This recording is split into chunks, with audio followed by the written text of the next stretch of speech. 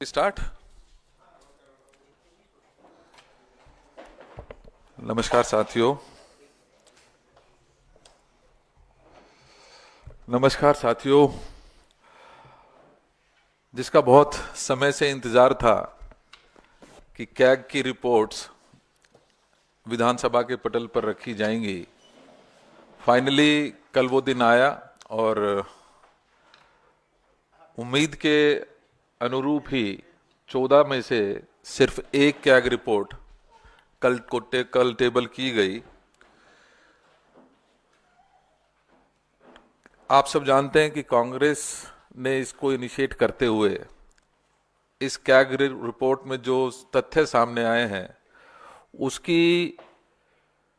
उसको ध्यान में रखते हुए ही, क्योंकि जिस समय ये पॉलिसी तैयार की गई थी उसी समय से हमें संदेह था कि इसमें बहुत सारी अनियमितताएं हो रही हैं और अल्टीमेटली इससे सरकार के राजस्व के ऊपर सीधा सीधा असर पड़ने वाला है। मुझे याद है जो 2 जून को प्रदेश कांग्रेस कमेटी ने इसके बारे में लिखित में शिकायत जांच एजेंसीज को दी।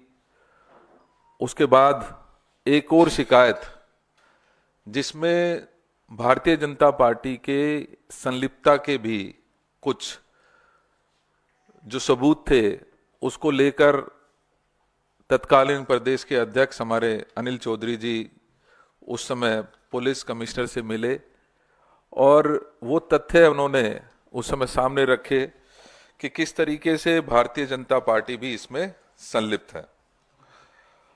जहां आज मैं स्वागत करता हूं कि कम से कम ये टेबल की गई, लेकिन इसके साथ साथ हमारे कुछ प्रश्न जो बचे थे कि क्यों नहीं 14 की 14 अभी तक टेबल की गई। हमें और आपको मालूम है 2017 के बाद लगातार जो हम अपने मंचों से, अपनी प्रेस ब्रीफिंग से लगातार जिस मुद्दे को उठाते रहे हैं कि दिल्ली की जनता की हार्ड एंड मनी का दुरुपयोग किया जा रहा है, उसकी लूट की जा रही है, उसको हम लगातार उठाते रहे और कहीं ना कहीं वही सारी चीजें आज कैग की रिपोर्ट में सच साबित होती नजर आ रही हैं। हम ये चाहेंगे कि ये सबसे पहले तो ये जो कैग की रिपोर्ट्स हैं इनको, क्योंकि पीएसी में डिस्कस होना बहुत ज़रूरी है, तो जल्दी से जल्दी एक समयबद्ध तरीके से ये पीएसी की फॉर्मेशन हो और उसमें इन रिपोर्ट्स को प्रॉपर तरीके से जांच की जा सके और आगे जिन लोगों ने इस लूट में संलिप्त थे उन लोगों को सजा मिल सके।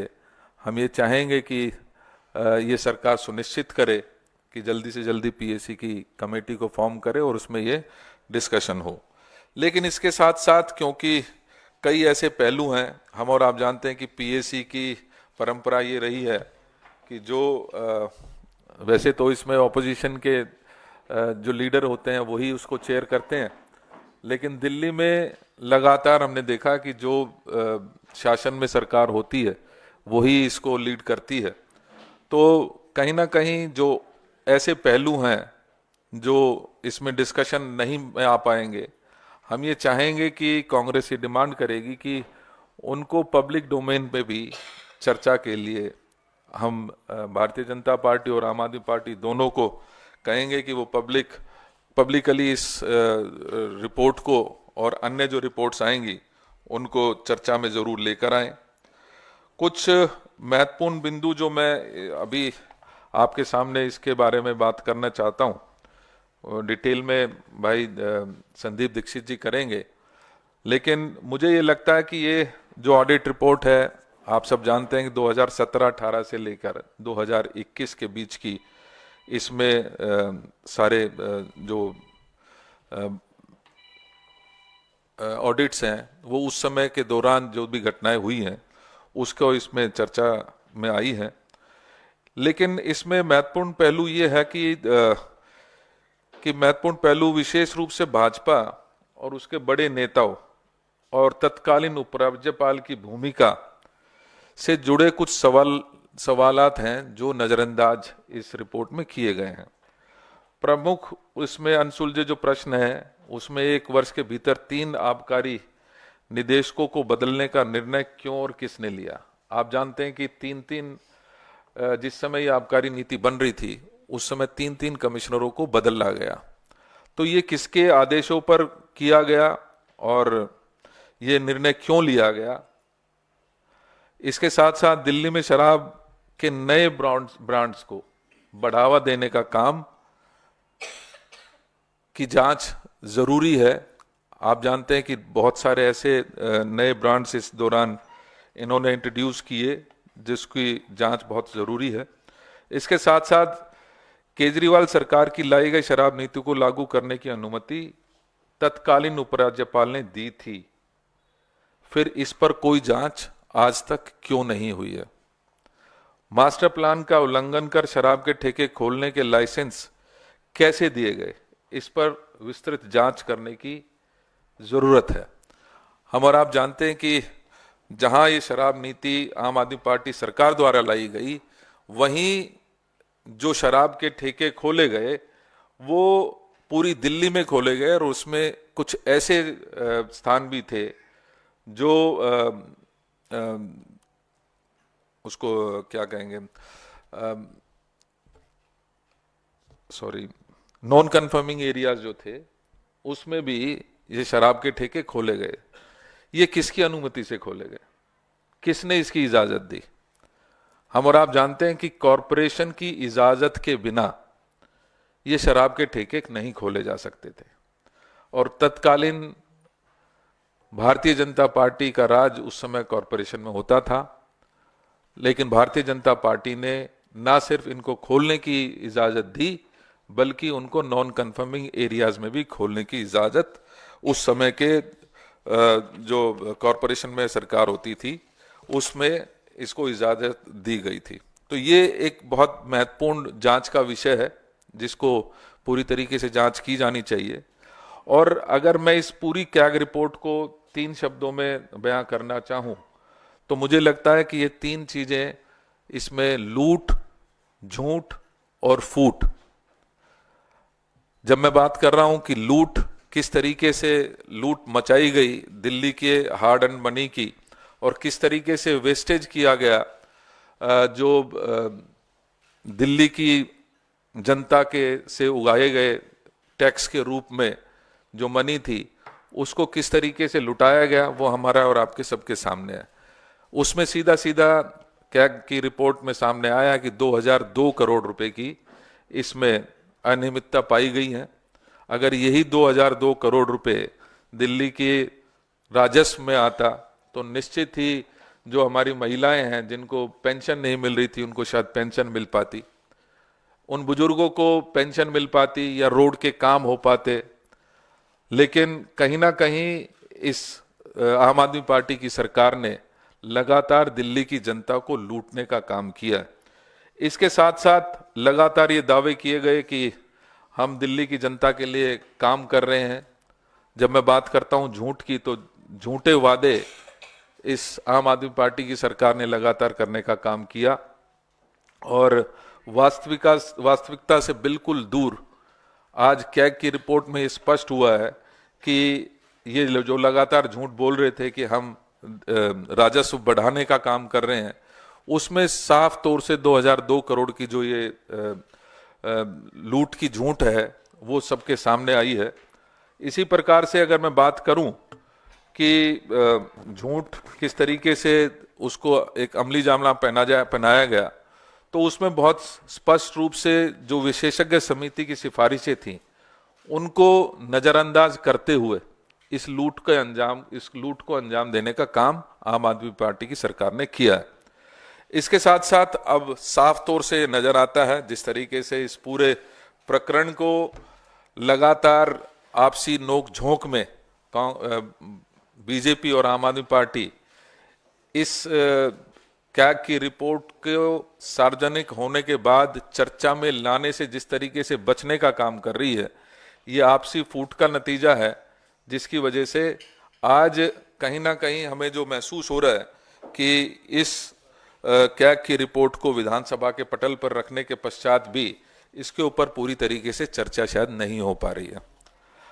कांग्रेस आज इस मौके पर 3 विशेष बात कहना चाहती है और कांग्रेस की ये मांगे भी हैं कि शराब घोटाले की जांच का दायरा व्यापक किया जाना चाहिए। और जब मैं व्यापक बात कर रहा हूं तो इसमें जो 3 डायरेक्टर्स उस दौरान चेंज हुए उनके बारे में चर्चा होनी चाहिए। चर्चा होनी चाहिए जिन शराब की कंपनियों को ये ठेके मिले, क्या उन्होंने भारतीय जनता पार्टी को और आम आदमी पार्टी को जिस तरीके से इलेक्टोरल बॉन्ड्स में पैसे देने का काम किया है, उससे स्पष्ट ये झलकता है कि इनकी संलिप्तता पहले से बनी हुई थी। इसके साथ साथ भाजपा के खिलाफ कांग्रेस द्वारा दी गई लिखित शिकायत की भी जांच होनी चाहिए।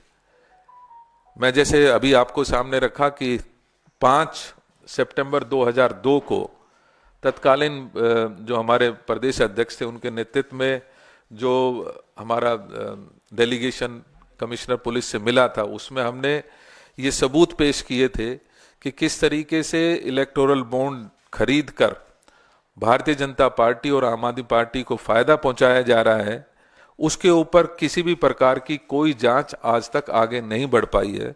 तो हम ये चाहेंगे कि वो जांच इस प्रकरण की जांच व्यापक रूप से हो, जिसमें किस तरीके से डायरेक्टर्स चेंज हुए, किन परिस्थितियों में चेंज हुए, किसने अलाउ किया नॉन कन्फर्मिंग एरियाज में ये ठेके खोलने का, वो सारी चीजें मुझे लगता है कि एक व्यापक जांच की जरूरत इस पूरे प्रकरण में बहुत जरूरी है। इसके साथ साथ शराब घोटाले पर बोले जा रहे झूठ को उजागर करने के लिए हम ये मांग करते हैं कि सार्वजनिक मंच पर, क्योंकि हमें ये महसूस होता है कि ये आपसी नूरा कुश्ती अभी भी लगातार जारी है। जिस तरीके से इस कैग की रिपोर्ट को टेबल करने के पश्चात भी उसको चर्चा में नहीं लाए जाने से बचते हुए, क्योंकि ये दोनों पार्टियां दिख रही हैं, लिहाजा हम ये चाहेंगे कि इसको सार्वजनिक मंच पर, खुले मंच पर इसकी चर्चा की जानी चाहिए, ताकि दिल्ली की जनता को उसको लूटने का जो पूरा प्रकरण ये है उसको उजागर किया जा सके और दिल्ली की जनता को सच्चाई, जो दूध है वो दूध और पानी का पानी उनके सामने होना चाहिए। तो ये 3 मांगों के साथ हम चाहेंगे कि इन सब पहलुओं को ध्यान में रखते हुए आगे की जांच हो और सार्वजनिक मंच पर इसकी चर्चा हो। आगे की डिटेलिंग, क्योंकि मैंने कहा था कि भाई संदीप दीक्षित जी अब आपके सामने और डिटेल्स के साथ रखेंगे। थैंक यू देवेंद्र भाई। पहले तो मैं देवेंद्र भाई की तरफ से, अपनी तरफ से सबको महाशिवरात्रि की बहुत बहुत शुभकामनाएं देता हूँ। देवेंद्र भाई के बोलने के बाद इसलिए में बहुत कुछ नहीं बचा है कहने को, क्योंकि सारे डिटेल्स रिपोर्ट में भी आ गए हैं। 3-4 बातें हैं जो मैं जोड़ना चाहूँगा आपने जो बातें कही उस पर, और जो सवाल अभी नहीं उठ रहे हैं और जिस पर मैंने देखा है कई लोग इस बात पर ध्यान भी नहीं केंद्रित कर रहे हैं।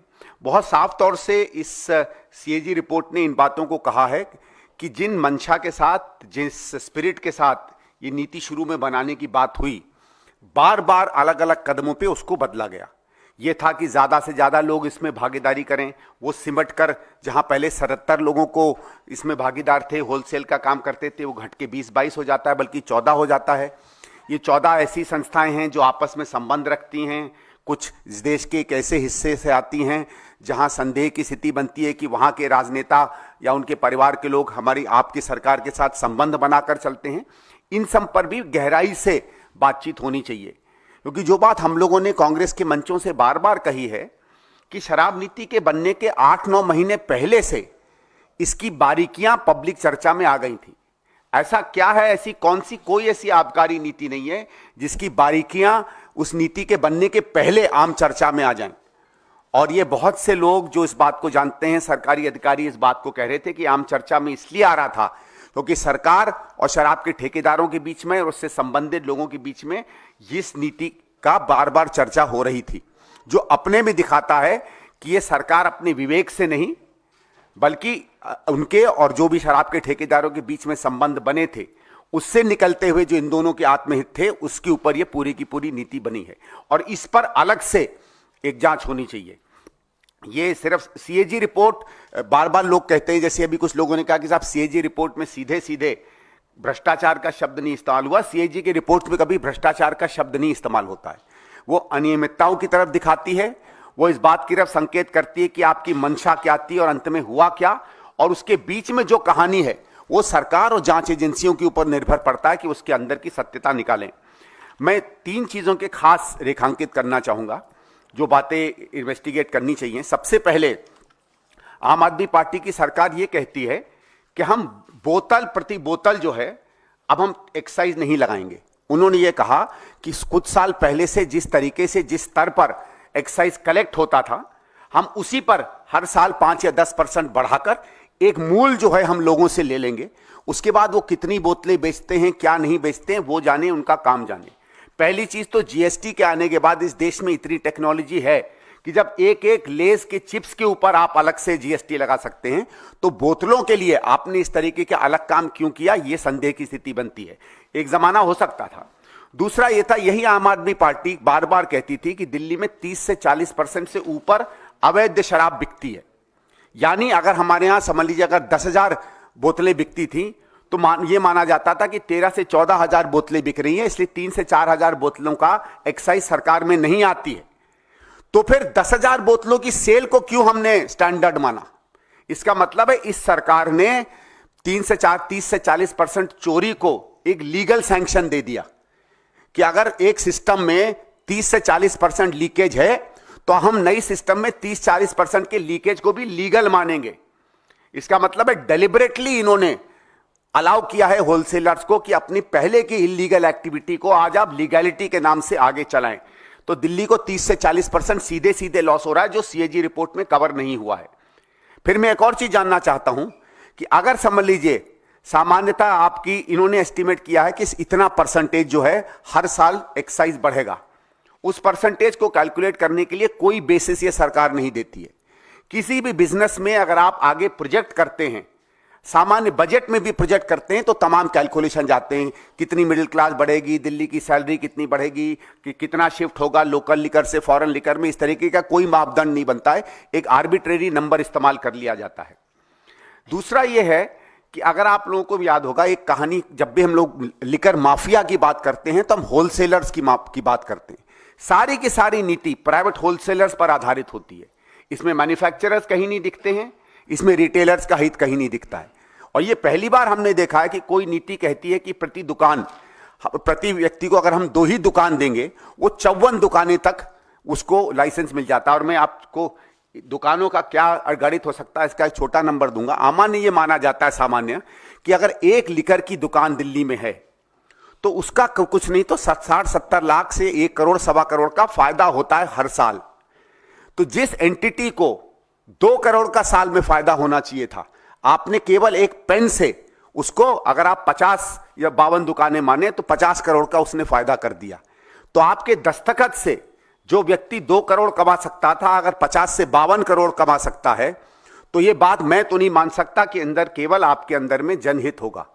आपके और उन लोगों के बीच में क्या संबंध हुए होंगे कि आपने केवल एक दस्तखत से, जो नीति के खिलाफ था, नैतिकता के खिलाफ था, सरकार के अधिकारियों ने जिस तरीके से प्रपोजल आपके पास भेजे उसके खिलाफ था, कैबिनेट में जो डिसीजन हुए उसके खिलाफ था, केवल एक दस्तखत से आपने लोगों को 2 से 54 दुकानें कर दी। ये किस बेसिस के अंदर किया गया, इसका सीधे सीधे इन्वेस्टिगेशन होना चाहिए। दूसरी जो बात मैंने आपसे कही कि जो ये कहा गया था कि पहले 377 के करीब रिटेल थी, जिसमें 262 केवल प्राइवेट किए जाते थे और सरकारी कंपनियां इसको बेचा करती थी। आज वो एक तरफ तो 850 के करीब रिटेल हो जाते हैं, लेकिन जहां पहले 262 के करीब प्राइवेट प्लेयर्स थे, आज केवल 22 प्राइवेट प्लेयर्स हो जाते हैं। और आर्ग्यूमेंट आप देते हैं कि हमें इसको बढ़ाना चाहिए था। आपको शायद याद होगा कि जब सीएजी की रिपोर्ट आई थी 2G पर, तो ये हमने एक मंशा की थी कि जितने ज्यादा प्लेयर्स उस मार्केट में आएंगे उतना ज्यादा ओपन होगा।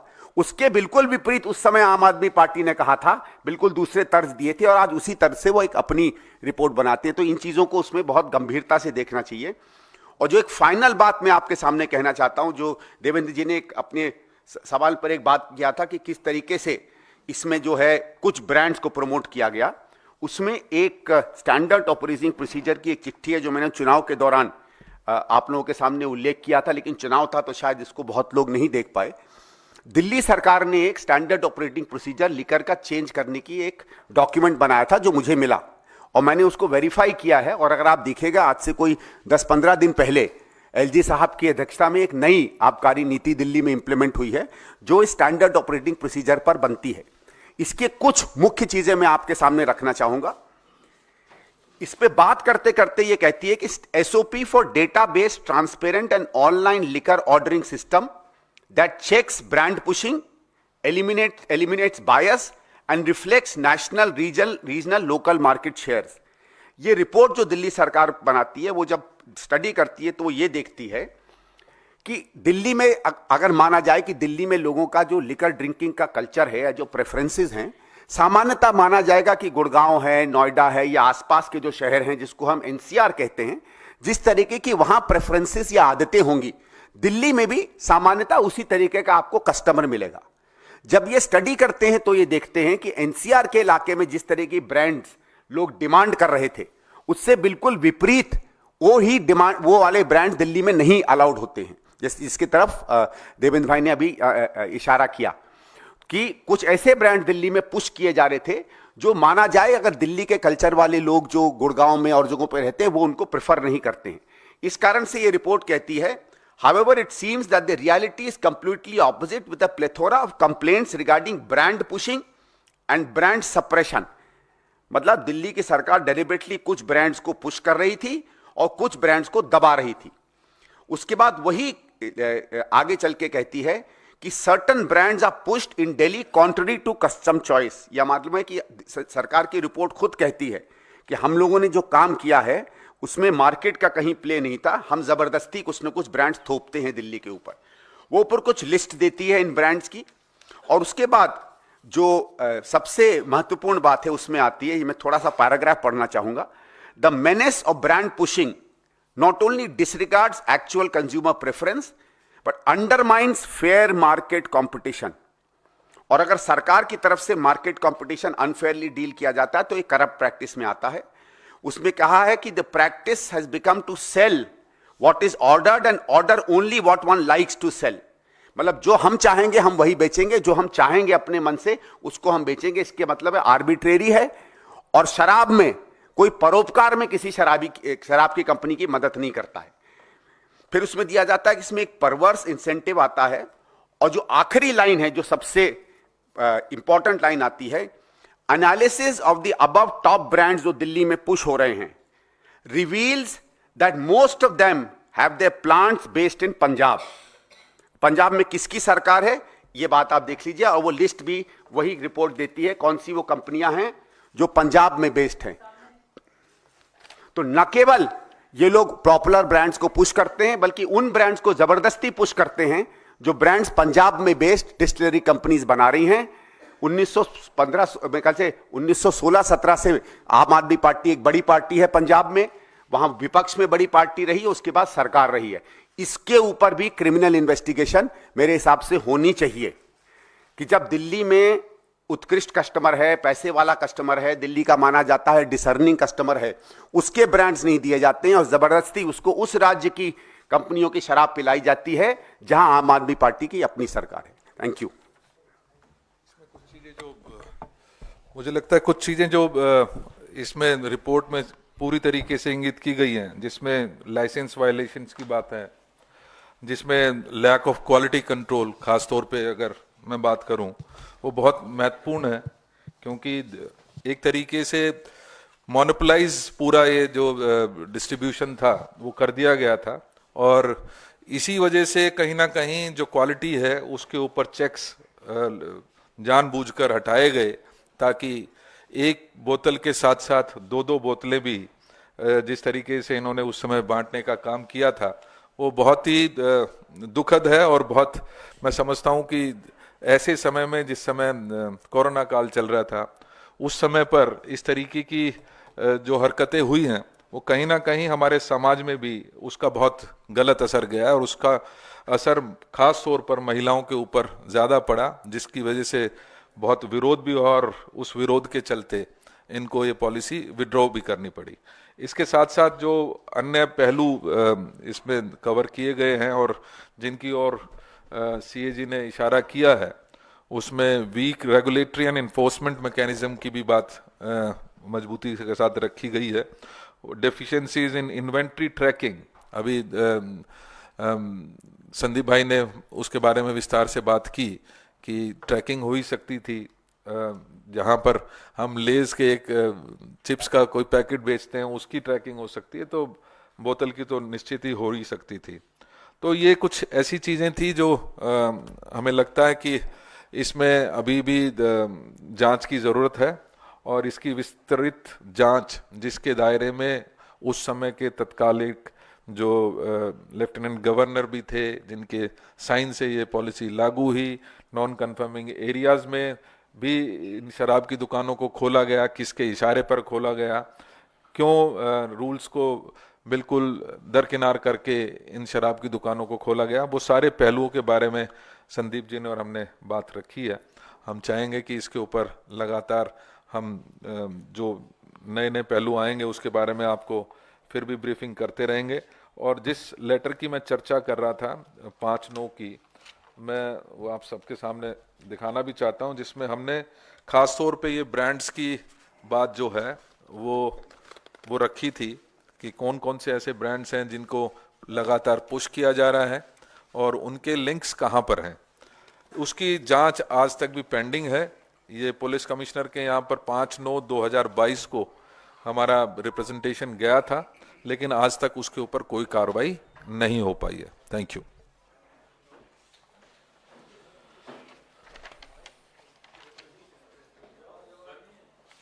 जी।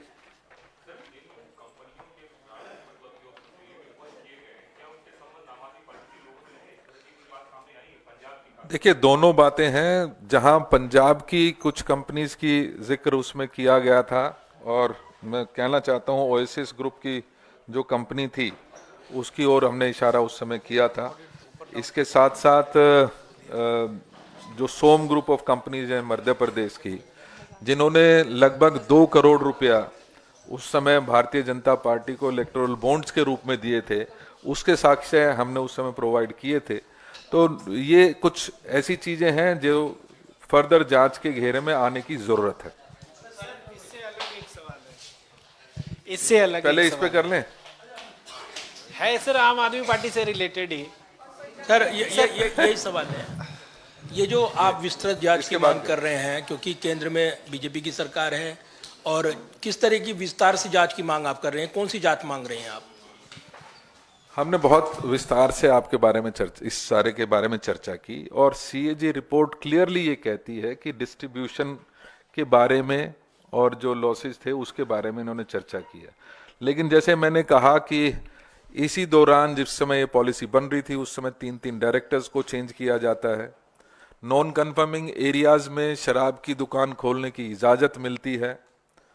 ये सारे ऐसे पहलू हैं, या जो ब्रांड्स हैं, पर्टिकुलर ब्रांड्स जिनको पुश किया जा रहा है, वो किसके इशारे पर किया जा रहा था, कौन कौन उसमें संलिप्त थे, वो सारी चर्चाएं के ऊपर हम चाहते हैं विस्तार से जांच की जानी चाहिए।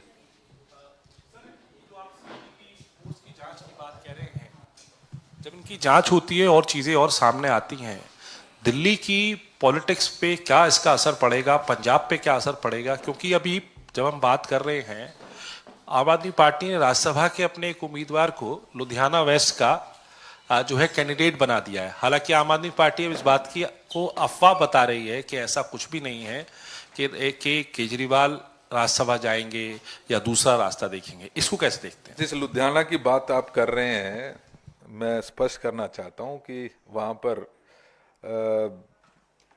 संदिग्ध हालातों में जो वहां के उस समय के विधायक थे उनकी मौत हुई है, आपको मालूम है, जिसको आत्महत्या के रूप में दिखाया गया है। मैं उसके ऊपर ज़्यादा चर्चा तो नहीं करना चाहता, लेकिन ये ज़रूर चर्चा करना चाहता हूं कि आज पंजाब में माहौल बदले हुए हैं। तो जिस स्ट्रैटेजी के तहत वो किसी राज्यसभा मेंबर को उतारने की बात कर रहे हैं, पहले वो जीतेंगे, उसके पश्चात ही शायद आगे का रास्ता खुलेगा। और मुझे नहीं लगता वहाँ पर आम आदमी पार्टी की जीत इतनी आसानी से होने वाली है। हमारे मजबूत जो पैर हैं वहाँ पर हैं, और पंजाब एक बदलाव की तरफ देख रहा है। पंजाब की हालात भी दिल्ली से मैं समझता हूँ कि कोई ज़्यादा अलग नहीं है। वहाँ की लॉ एंड ऑर्डर की सिचुएशन, वहाँ की जिस तरीके से नशे का कारोबार लगातार बढ़ रहा है, और उसके चलते जिस तरीके से लोगों का मोह भंग हुआ है आम आदमी पार्टी से, तो आसान रहा, आसान नहीं है।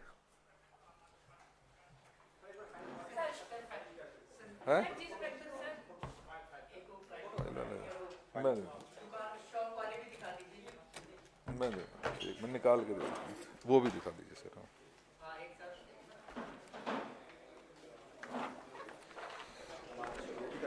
गलत वाली